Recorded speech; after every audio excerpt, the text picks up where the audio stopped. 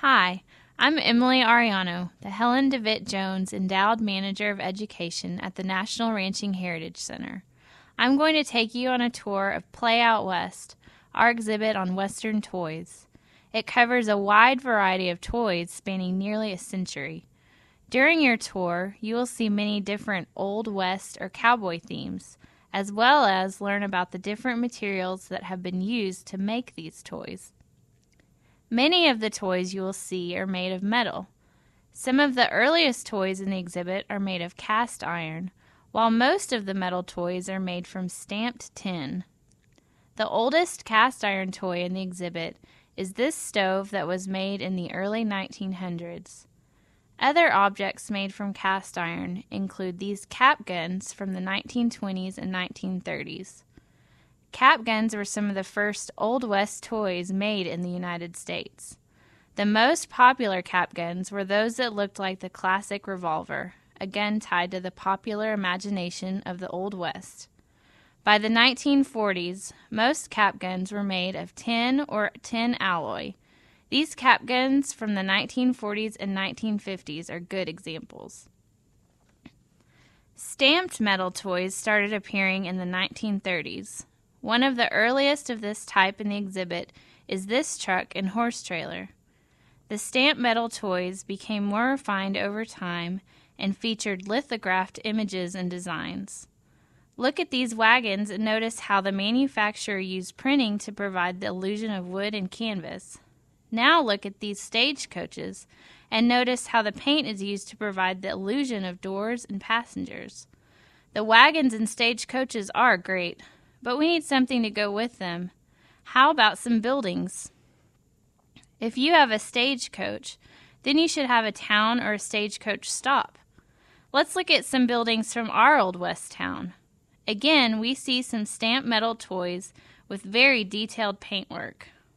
If you look very closely, you will see that some of these buildings also have painted details on the inside. Today, many toys are inspired by TV shows, movies, and video games. This was also true in the past, as you can see from these toys based on radio and TV shows. Here we see some toys based on the Wells Fargo show. Also, there are toys based on the Davy Crockett and Roy Rogers TV shows.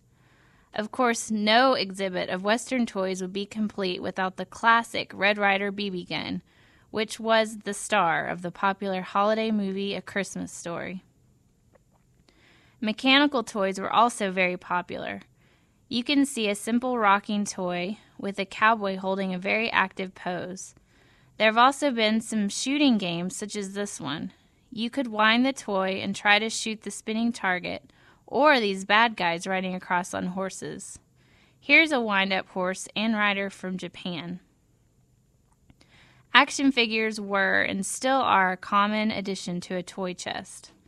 Play Out West features a sampling of action figures from the 1960s to today. Older figures on exhibit are from the Johnny West series of action figures and include Johnny, Jane, and Josie West. Sharing the display case with Johnny West are Woody and Jessie from the Toy Story movies and a Buffalo Soldier. Part of the fun of play is making your own toys. Here we see the classic Lincoln Logs, which have been a part of childhood for nearly 100 years. For kids born after the 1950s, Legos have been a popular toy. Here we see a jail, a bank, and a general store. If you look closely, you can see it looks like some bad guys are planning to make trouble. Speaking of building things, here we have some kid-sized Lincoln Logs for making a log cabin. Let's see how they fit together and make our own cabin. The exhibit's interactive play area also features a puzzle visitors can assemble and a barrel bronc they can ride. We hope you enjoyed your time playing out west.